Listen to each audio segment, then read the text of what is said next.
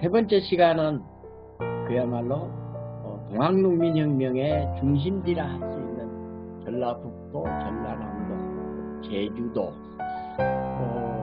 629 장소 중에 322곳의 사적이 바로 전라남북도에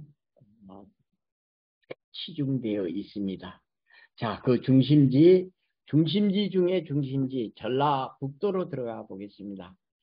자, 전라북도는 전라도 지역의 동학 유입의 관문이고 그리고 중심지가 됐다.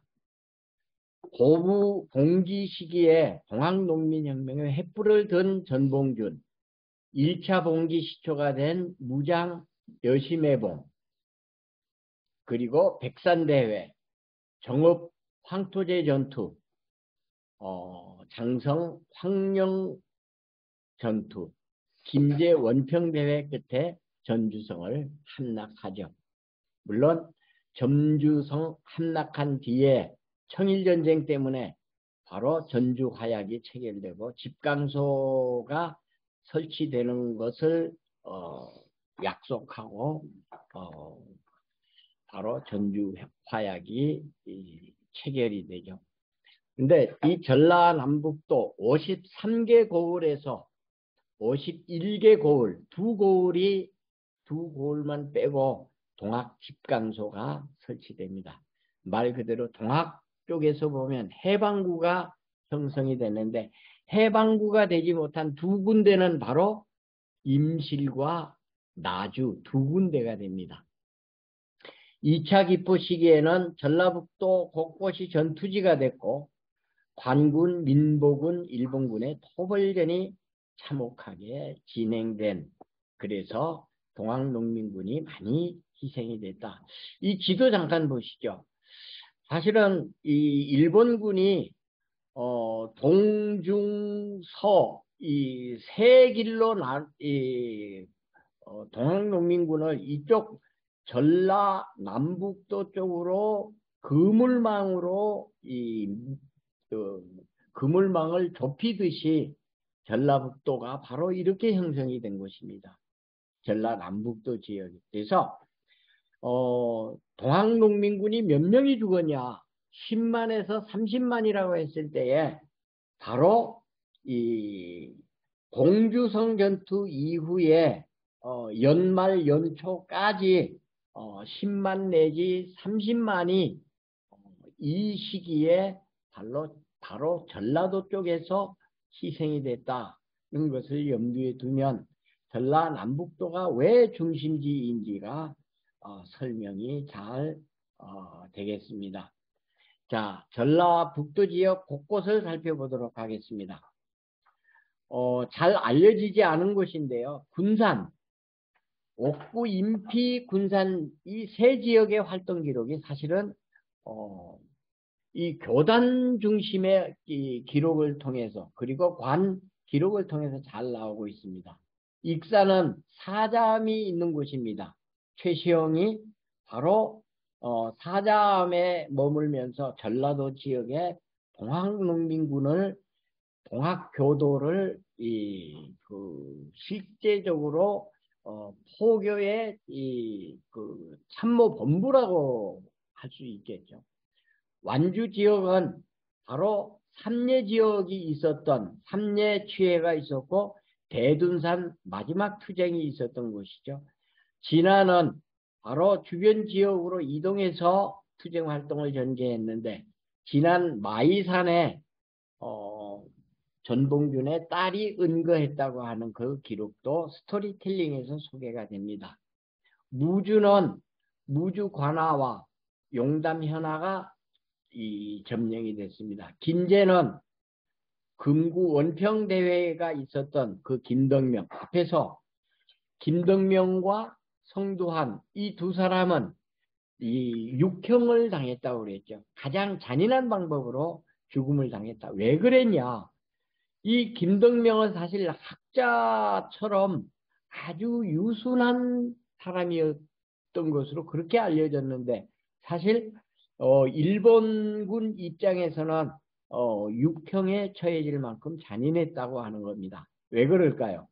이 금구 원평대회 때에 왕의 사자, 즉 왕이 왕명을 받들고 내려온 이 관원 4명을 참수시킨 것이 김덕명이 아니라 사실은 이 전봉준을 비롯한 동학 지도자들에 의한 결정인데도 금구 원평의 지도자 김덕명이 바로 왕의 사자를 처형했다라고 본 것 같습니다.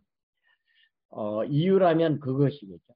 전주는 바로 전라도 동학농민혁명의 중심지였고, 부안은 백산대회가 있었고, 그리고 김낙철, 김낙봉에 의해서 본격적인 동학농민혁명이 전개된 곳이고, 정읍은 황토제 전투지가 있었고, 임실은 바로 그 동남부 지역의 포교 거점이 됐었고, 바로 임실 남원 전투의 핵심이 됩니다.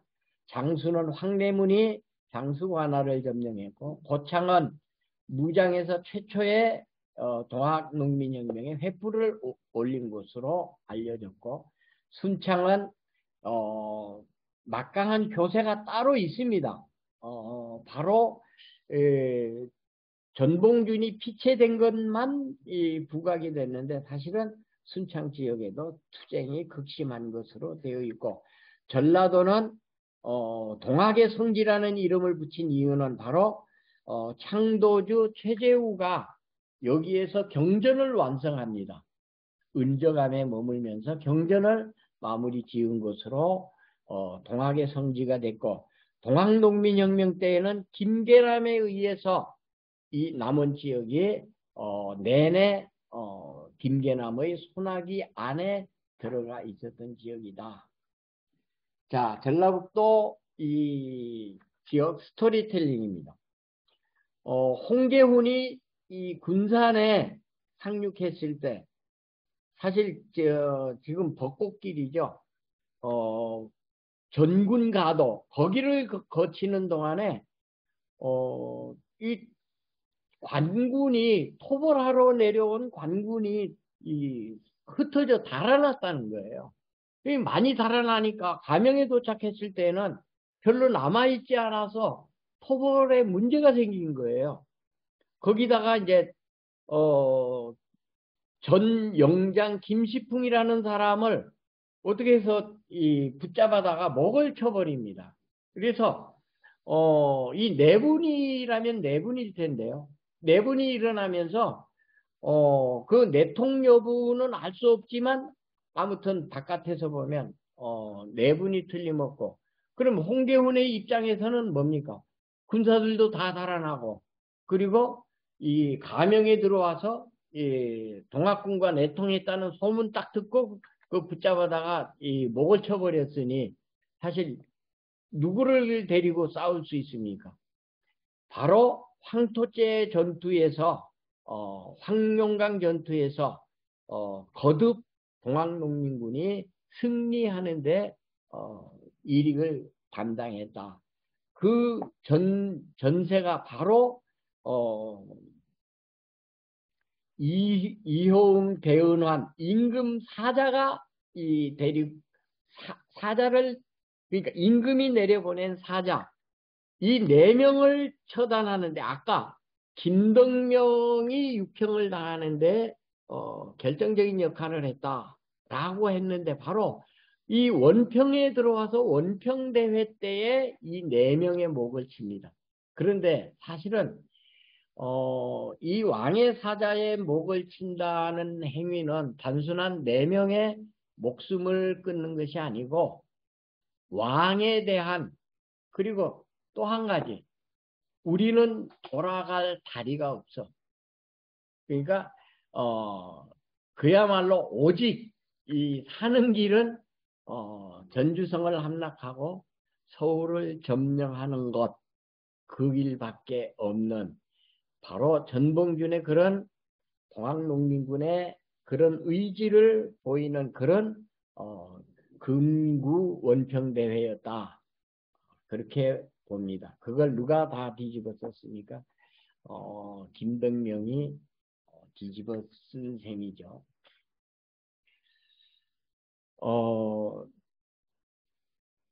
이 김계남은 아까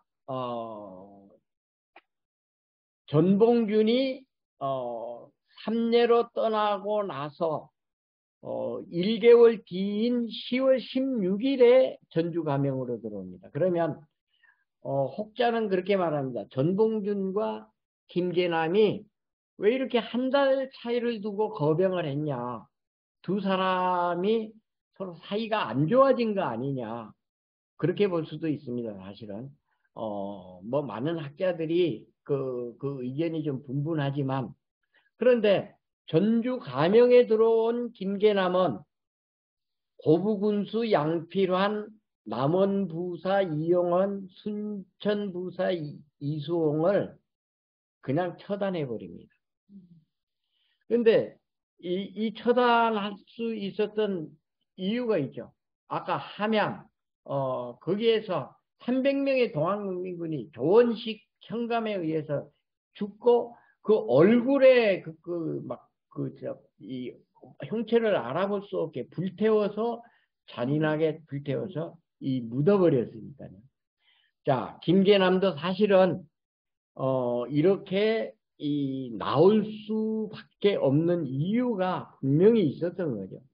그리고 명백합니다. 이용원이 바로 이 소매에서 미리 작전을 짜서 동학농민군을 토벌할 작전을 짜서 미리 내려보냈다는 겁니다. 그 쪽지가 이 옷깃에서 나온 거예요. 그래서 죽었다. 자, 그 뒤에 바로 스토리텔링 김계남의 처형지는 전주 초록바위로 알려져 있습니다. 그런데 이 김계남은 묶어서 올려 보내도록 되어 있습니다. 그런데 즉시 이도제, 이 도제라고 한 건 이도제 군수를 말합니다. 경기 감사를 말합니다. 두려워서 묶어서 서울로 올려 보내지 못하고 바로 목을 베어 죽이고 목만 소금에 절여서 올려 보냈습니다. 그리고 배를 갈라서 내장을 끄집어내서 동이에 담았는데 보통 사람보다 크고 많았다. 원한을 가진 사람들이 다투어 내장을 씹었고 그의 고기를 나누어 제상에 올려놓고 제를 지냈다. 이렇게 되어 있습니다. 참 참혹한 거죠. 이게 바로 동학농민혁명 때에 일어났던 김계남의 죽음, 동학 지도자의 죽음입니다. 동학 지도자가 이럴지인데 그 뒤에 그 밑에 이름 없는 동학농민군의 죽음 사실 적지 않죠. 자, 이 전주에 이두황의 묘와 묘비가 있습니다. 이거는 바로 다가산 자락에 있는데 이 전주 사람들 이거 아는 분들 그닥 많지 않습니다. 전주 시민이 그 상여 조문하기 위해서 10,000명이 따랐다고 그랬어요. 바로 이두황 이야기는 바로 역사 소설집 관덕정의 봄 이 안에 이토정전에 잘 나와 있습니다. 왜 이토정전이냐? 이두황이 이토 히로부미를 하도 흠모해서 이토라는 이름을 지었습니다. 그래서 이토정전입니다. 그런 정신머리 없는 사람이 바로 이두황이고요. 여기 이 우범선이 나오죠. 우범선과 이두황이 민비를 시해하는 데 앞장선 사람입니다. 그런데 우범선은 누구죠? 우장춘 박사의 아버지입니다. 그런데 그 우장춘의 아버지 우범선을 이것도 이토 히로부미가 여자를 소개해 줍니다. 좋은 남자인데, 좋은 남자이기는 한데, 일찍 죽을 수 있으니 너 결혼할래 말래. 그런데 결혼을 선택해서 우장춘을 낳고 그 우범선은 살해당하는 것으로 되어 있습니다. 바로 소능의 능지기가 일본 건너가서 살해한 것으로 그렇게 알려져 있습니다. 그런데 기어이 일본에서 사형 언도를 받았으나 조선으로 데려와서 결국 살려서 평생 묘지기 하다가 죽은 것으로 알려져 있습니다. 그게 역사가 만들어낸 거죠. 제9부 전라남도입니다. 전봉준이 이끄는 동학농민군이 새 규합을 위해서 영광, 흥덕, 무장, 한평, 나주, 장성까지 진출하죠. 이렇게 진출하면서 내려오는 동안에 동학농민군의 숫자가 엄청나게 불어나게 되는데 바로 나주를 칠 수 있는 힘이 됐습니다. 나주 아까 53개 고을에서 나주, 운봉 두 군데만 그 직강소 설치가 무산됐습니다. 이 나주성은 동학농민혁명 시기 내내 수차례 이 공격을 시도했으나 결국 함락하지 못했다. 자, 바로 그것이 나주와 운봉입니다. 자, 2차 기포 시기에 전봉준이 공주성 전투로 올라갔을 때 바로 이 전라남도 남부 해안을 지키는 이 세력이 있었죠. 손화중, 최경선 그리고 김인배, 영호 대도소를 차려서 이 하동, 진주 그리고 여수, 순천 여기를 커버한 게 바로 김인배 26살의 대접주가 바로 이 큰 일을 했습니다. 결국 이쪽 나주성을 치기 위해서 최경선, 손화중이 군세를 그렇게 모으고 공격을 시도했으나 결국 점령해내지 못했다. 결국 전라남도는 나주에 소토영을 설치하게 됩니다. 소토영은 앞에서 말씀드렸던 그물망으로 나주 쪽으로 그 그물을 좁혀왔습니다. 그리고 이 나주에 소토영을 차려놓고 일본군이 주둔하면서 매일 총사를 실시를 했는데 하루에 50명, 60명 그렇게 시체산을 이루어서 그때 굉장히 추웠다 그래요. 94년 끝과 95년 이 시작 굉장히 추웠던 이유는 그 동학농민군의 원혼이 서려서 그토록 추웠다. 일본군 기록에 그렇게 나옵니다. 이 나주에서 죽은 시신에서 나온 기름, 그 사람이 죽어서 나오는 기름은 은빛이랍니다. 그래서 그 은빛이 이 눈부실 정도로 그 시체 아래 빛났다. 그런 아주 구체적인 기록이 나옵니다. 자, 영광은 다양한 투쟁을 벌였고 장성은 황룡강 전투가 있었고 담양은 임실과 남원의 거대한 세력을 형성해 줬죠. 구례 곡성은 바로 산을 의지해서 투쟁 활동을 벌였고 한평 여기는 영광 나주 무안 광주에 동학농민군이 집결했던 곳입니다. 나주를 치기 위해서. 자, 무안은 대상옥을 중심으로 활동을 했고 바로 광주는 전라 서남부 지역의 활동의 요충지였다. 김계남은 남원 쪽이었고 손화중, 최경선에 의해서 바로 나주성을 치기 위한 이 작전을 짰지만 끝내 점령하지 못했다. 화수는 전라 서남부 지역의 요충지였고 순천, 광양 이쪽은 바로 김인배에 의한 투쟁이 있었고요. 자, 영암, 장흥 이쪽도 사실은 이 장흥 전투가 동학농민혁명 전투 중에서 가장 큰 전투, 그러니까 우금치 전투와 장흥성 전투 이 두 군데를 단순 비교할 수는 없지만 장흥 전투가 그 공주성 전투보다 훨씬 컸다. 왜? 이 우금치에서 공주 우금치에서 패한 동학농민군이 남쪽으로 쏠리면서 이쪽에 장흥 쪽에 엄청난 이 동학농민군이 세를 형성하게 됐거든요.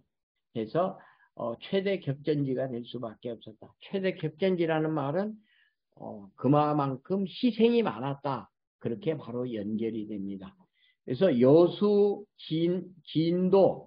진도는 거대한 농민군의 처형장이었다. 그래서 진도에 가면 두 가지 문제가 나옵니다. 하나는 여기에서 많이 죽었다라는 기록 하나 하고 여기에서 제주도로 도피하는 배가 뜬 곳이다. 이렇게 보고를 하고 있습니다. 그래서 일본 공사관 기록에 의하면 수천 명이 제주도로 도피했다라고 되어 있는데 우리나라 조선 기록에는 구체적으로 그것이 나와 있지 않습니다. 자, 이 스토리텔링을 보겠습니다. 여수 김총이라고 하는 대접주는 장군도목에서 수장은 이 물에 바닷물에 담궜을 때 살해한다는 거죠. 자, 운봉 지역의 그 박봉양, 이 사람도 사실은 너무 탐욕스럽고 사나워서 이 조선 조정에서도 벼슬을 내려주지 않았습니다. 그런데 일본군이 입김을 넣어서 벼슬길에 올랐다고 그러네요. 장흥의 백마탄 이소사라고 하는 여자가 이방원을 찾아와서 전설적인 전투를 벌였다. 결국은 가장 많이 죽은 곳인데요. 자, 동학농민군의 이 비참한 편지가 있습니다. 바로 유광화 편지인데요. 이게 동학군의 편지예요. 지금 그 사정이 좋지 않으니 집에 있는 돈과 비단을 보내달라. 그리고 그 비단을 청했지만 얼마 못 가서 죽은 것으로 그렇게 되어 있습니다. 편지를 쓰고 얼마 지나지 않아서 화순전투에서 전사한 것으로 그렇게 기록이 되어 있습니다. 앞에서 말씀드렸죠. 나주성 끈질긴 전투를 벌였지만 결국 이겨내지 못했다. 여수, 순천, 광양의 스토리텔링은 바로 김인배 대접주의 영남과 호남을 넘나드는 활약으로 들 수 있습니다. 자, 이 오중문이라는 사람이 바로 나주 사람인데요. 나주는 어떤 힘에도 굴하지 않았던 철옹성이었다고 그랬죠. 그런데 이 오중문이 나주 사람입니다. 그래서 나주 밖으로 나와가지고 이 나주성의 정보를 캐서 제공하면서까지 공격했지만 실패했다. 그런데 이 오중문은 나중에 그 나주 쪽에서 상여가 나옵니다. 상여가 나오니까 상여를 붙잡았는데 그 상여 속에 그 지방군이 총을 딱 들고 있는 거예요. 거기에서 이제 이 죽을 판인데 그 집안 사람이 도망가라. 그러고서 이제 이 말을 태워서 도망가게 해놓고 총을 자기가 직접 쏘는데 일부러 맞추지 않고 헛총을 놨다고 그래요. 그래서 그의 후손이 근데 이제 이때 사라진 오중무는 이 세상에 나타나지 않습니다. 죽을 때까지. 근데 그 뒤에 후손들이 그 후손이라고 나타났죠. 그런데 이 스토리텔링 하나가 비참합니다. 일본군 기록에는 그야말로 이 소살, 불에 태워 죽이는 그 살해 방법이 여기에 많이 집중되어 있어요. 근데 이 동학농민군을 참살하는데 동원된 군인이 누구냐? 이 후비보병, 예비군이에요. 이 예비군으로 대대를 형성을 했거든요. 그래서 이 예비군은 바로 사람을 죽인 경험이 있는 사람들에 의해서 형성이 된 거거든요. 그런데 일본 어느 바닷가에 호라비가 있었는데 그 현에서 찾아와 가지고 당신 나라에 충성할 기회가 있어야 되지 않냐.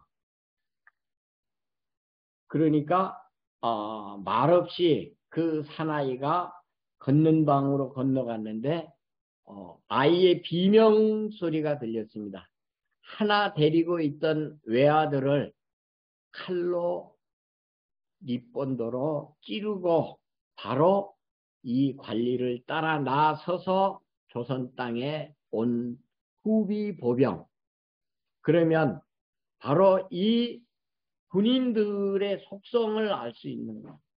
그래서 모조리 살육하라. 이게 첫째 명령입니다. 이런 후비 보병의 이 군령에 의해서 그리고 동학농민군은 바로 많은 숫자가 죽을 수밖에 없었다. 전라남도는 곳곳이 시체 구덩이일 수밖에 없었다. 자, 이 진도에 몰려든 동학농민군 막다른 선택은 죽거나 제주도로 건너갈 수밖에 없다. 그래서 일본 공사관에 이 기록이 나오는데 바로 제주도에 엄청난 동학농민군이 상륙했다. 그러나 구체적인 조선 기록은 보이지 않는다. 세월이 지나 어느 때에 한 인류학자가 두개골을 연구하기 위해서 진도로 들어옵니다. 동학 두령의 해골을 채취해달라 해서 일본 홋카이도 대학에 건너가서 창고에 들어있는 동학수계의 해골을 발견하고 결국 100주년 기념되는 해에 한승원 변호사의 손에 들려서 바로 한국으로 돌아왔으나 진도에서 보관하지 못하고 전주에 있다가 아까 다가산자락 그 이두항의 묘가 있었다고 그랬죠. 그 다가산자락에 수장고에 매장이 되어 있습니다. 그런데 그거는 전주에 묻힐 이유가 조금도 없는 이상한 장례였다라고 볼 수 있습니다. 바로 이 죽어서도 제자리에 가지 못하는 진도 동학 두령, 그게 바로 우리 역사 현실이고 우리가 바라보는 역사의 면모가 아닌가 싶습니다. 자, 제주도는 바로 앞에서 말한 2~3천 명이 해남으로부터 진도로부터 들어왔다. 토벌령까지 내려진 것으로 되어 있습니다. 또 방성칠해난 유명한 이 밀란으로 이제 처리가 되는데요. 동학교도에 의해서 일어났다. 그리고 이 부안 김낙철 문헌 기록에 제주도 이 동학농민군이 약간씩 언급이 됐습니다. 자, 결론 들어가겠습니다. 전국 동학사적은 629군데로 정리가 됐습니다. 곳곳에 조상의 숨결이 배어 있고 열망이 살아 숨쉬고 있는, 자, 그들은 동학민중이라고 표시했습니다. 이 땅의 평화를 꿈꾸고 이들이 꿈꾸는 세상에 이념도 지역색도 없는 그런 조상들이었다. 오직 좋은 세상을 위해서 세상을 떴으나 우리는 바로 이념에 의해서, 지방색에 의해서 갈갈이 나눠져 있죠. 근데 우리나라는 이상하게 가만히 있다가 선거철만 되면 색깔이 다 곳곳에서 드러나거든요. 우리가 이런 것들을 먼저 정리하지 않는 한에는 정말 이 통일이라는 것이 저는 어렵다고 봅니다. 그래서 동학시대로 되돌아갔을 때 우리는 이 통일도 논할 수 있고 그 논의하는 길 위에 이 통일도 존재할 수 있다. 저는 이렇게 보고 있습니다. 지역과 이념의 이 갈등을 풀어가야 한다. 한 가지, 유현종의 들불이라는 소설책 앞머리에 그렇게 써놨습니다. 남과 북이 공감한 통일문학의 꽃이다. 이게 무슨 뜻입니까? 동학이야말로 바로 남과 북의 공통 분모를 안고 있는 그러한 종교, 그러한 사상, 종교라기보다 사상이겠죠. 지금 북한에는 청우당이라고 하는 천도교 단체가 존재하는 것으로도 바로 우리가 이 민족의 공통 이념을 찾는 그 원천, 샘, 그 뿌리를 찾아가는 것이 바로 이 동학을 바로 아는 길이 아닌가, 그렇게 생각됩니다. 그래서 민중의 투쟁인 바로 동학농민혁명이 통일의 바탕이 되어야 한다. 우리는 629곳의 이 사적을 통해서 그들이 뼈를 묻은 곳, 그들이 피를 적신 곳, 그것이 바로 평화의 땅, 평화의 이 이념이 싹트는 그런 곳이 아닌가 싶습니다. 제가 동학 농민혁명의 사적지를 35년 동안 쫓아다녔지만 사실은 언젠가는 이러한 것들로부터 우리가 어떻게 하면 이것에 가까이 다가갈 수 있는지, 저는 이 35년 동안 연구한 것을 바로 여기에다가 쏟아부어야 되겠다. 그래서 제가 책을 광고하려고 하는 것이 아니라 바로 이 동학기행 1, 2, 3권에 대한 소개는 여러분들이 역사를 내 안으로 끌어들일 때 바로 거기에 새로운 길이 생기지 않나, 그런 신념을 가지고 이 역사를 공부하고 또 정리했다고 그렇게 말씀드릴 수 있겠습니다. 자, 제가 준비한 것은 여기까지입니다. 감사합니다.